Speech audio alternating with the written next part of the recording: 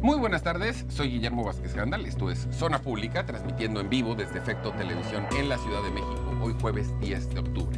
Usted nos puede ver en el 234 de Sky, 125 de Easy, 163 de Total Play y 159 de Megacable. En nuestro sitio web www.efecto.tv, efecto con K, no lo olvide, y en nuestras redes sociales, en Facebook TV Zona Pública, en Twitter @Zona Pública_TV y en YouTube a través de Vázquez Gándal Oficial.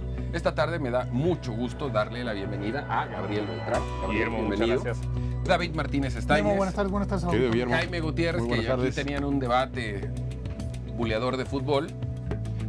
David le va a las Chivas, entonces estaba burlando de Jaime por el resultado ante el... No, le pregunté, simplemente. Te tengo una muy buena, ¿eh? Esta semana no vamos a perder, ni nos van a golear. Sí, porque hay fecha FIFA. Porque descansan. Bueno, Pero nosotros también. Pero tampoco es tan buena idea, porque si hubiera liga, juegan otro partido y se olvida.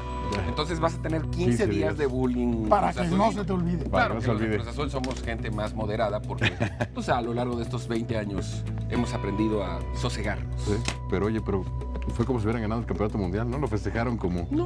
¿No? Yo aquí sí lo he visto. Yo nada más me burlé de ti y de Pablo. Ah, bueno. Tocaba, ¿no? Un poco de Paco, que además vino con su playera de la América el lunes. Y Hugo. En fin, pero Hugo es más moderado. Sí. Es un americanista tranquilo. Bueno, vamos a los temas. Y evidentemente el más importante de esta semana, y lo tengo que decir así porque todas las semanas decimos lo mismo, cada vez surge una circunstancia nueva, fue la renuncia del ministro Eduardo Medina Mora a la Suprema Corte de Justicia de la Nación.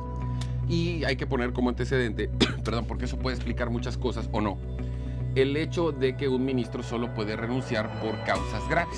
Y es el momento, hasta el día de hoy, que nadie conoce cuáles son esas causas graves. Algunos compañeros columnistas, además uno de ellos bastante bien informado, como es Carlos Loret, denuncia en su columna que esta renuncia fue provocada desde el Palacio Nacional por presiones del gobierno federal. Y yo parto de una base que para que eso suceda es porque algo le encontraron a Medina Mora. O sea, algo le encontraron. Y el probable intercambio fue, a ver, no te vamos a meter a la cárcel, pero entréganos la silla. El problema es que como el señor Medina Mora no ha dicho esta boca es mía, pues dicen que el que calla otorga.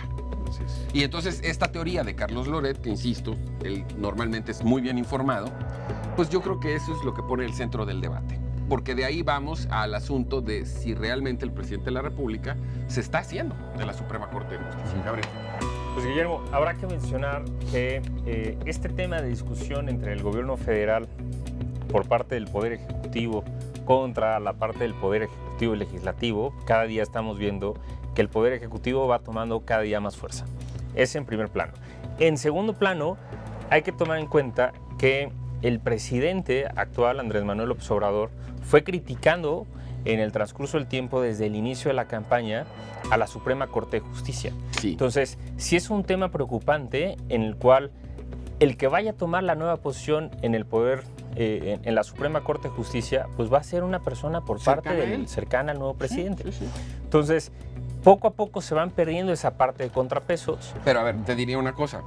Cada vez que un ministro concluye su encargo y el presidente tiene la facultad de proponer a uno, estamos en la lógica que él propone uno de los suyos. Claro. El asunto es cuando haces renunciar ministros.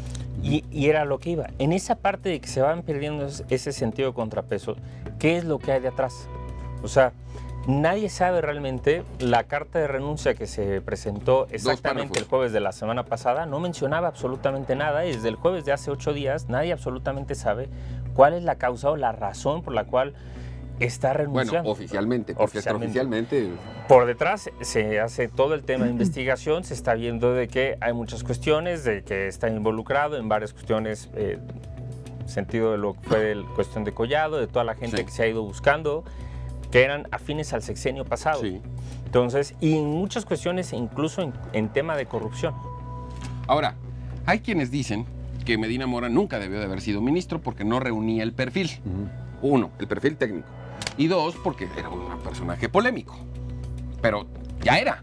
O sea, el asunto es que lo que no podemos dejar de lado es que si esta teoría se confirma, y yo creo que sí renunció por presiones, lo que te quiere decir es que ya hay una intervención directa del Ejecutivo en la Corte. Jaime. Pues mira, me voy hacia atrás Eduardo Medina Mora fue una persona muy importante durante el sexenio de Fox. Y Fue de Calderón, fue y de director Peña. del CISEN, fue procurador de la República, fue embajador de México en Washington. Entonces, En Inglaterra. Fue embajador en Inglaterra. Y cuando lo proponen para la Suprema Corte de Justicia, su nombramiento fue muy polémico. Sí. ¿No? Entró, como decimos, por así que... De rebote. De rebote.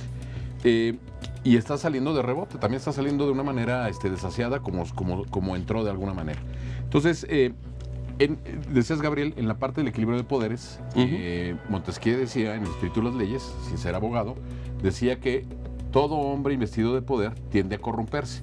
Por eso era necesario este equilibrio de poderes. Y el poder más débil, tradicionalmente, siempre ha sido el Y poder también judicial. hay una frase que dice que el poder corrompe y el Sí. poder absoluto corrompe absolutamente. Entonces, en esta lógica, en esta síntesis, el poder judicial tradicionalmente es el más débil sobre los otros dos poderes, el ejecutivo y el legislativo. Por eso en los países se le daba, en el caso de los ministros, que el ministro pudiera estar 15 años Sí, señor. de la titularidad, y de acuerdo al artículo 96 y 98, que es nombramiento y destitución, solamente tú puedes renunciar por causas graves, precisamente para evitar que el Poder Ejecutivo pudiera de alguna forma presionarte para que tú renuncies.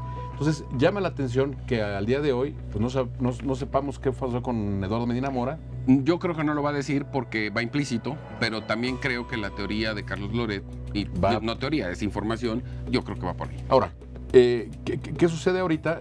Que hace, ¿qué fue? 94, con la reforma del presidente Zedillo, cuando se le da autonomía, mayor autonomía a la Suprema Corte de Justicia, precisamente la idea era fortalecer a la Cámara, fortalecer a la Corte, perdón. No se había dado una renuncia de un ministro. O sea, entonces llama la atención, tú lo decías el lunes, ¿por qué no pidió una licencia, no? Ah, es que tienes toda la razón, ese punto lo omití en la explicación. Sí. Para él defenderse de lo que le imputa la fiscalía, no tendría que haber renunciado, lo pudo haber hecho con una licencia o con un permiso. Sí. Entonces, ¿qué te quiere decir esta renuncia silenciosa? Que sí hubo una presión, le pidieron la silla. Ahora, para pedirle la silla es porque sí le descubrieron algo. O sea, él como abogado debe de saber que sí se puede ir al bote y intercambió fichas. Sí, David. claro.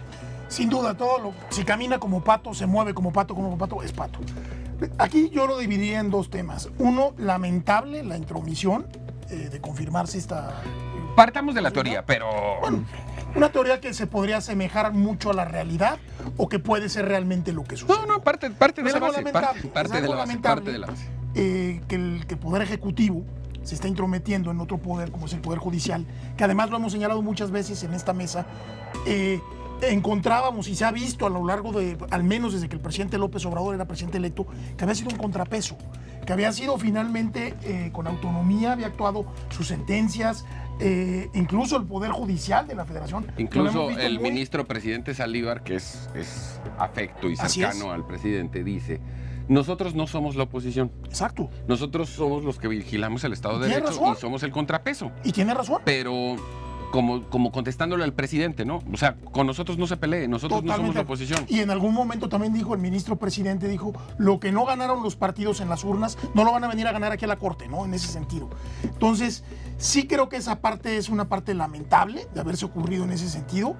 Y, por el otro lado, tendría que haber, por supuesto, una causa grave que se tendría que haber dado a conocer, que no se dio. Ni se va a dar. Y el tema aquí también es, Memo, naturalmente es, evidentemente, elementos ha de haber de sobra para que un ministro de la Corte tome la decisión, como bien se citaron aquí, que pudo haber solicitado una licencia, separado del encargo por un tiempo para atender este asunto y poderlo desahogar, defenderse, para que haya renunciado. La lógica te dice, y esto es por definición, que cuando le pidieron el cargo fue a cambio de no obrar en contra de él jurídicamente, en el entendido que existen las pruebas. Tengo entendido que un ministro de la Corte desde 1930 y tantos no había renunciado en el país.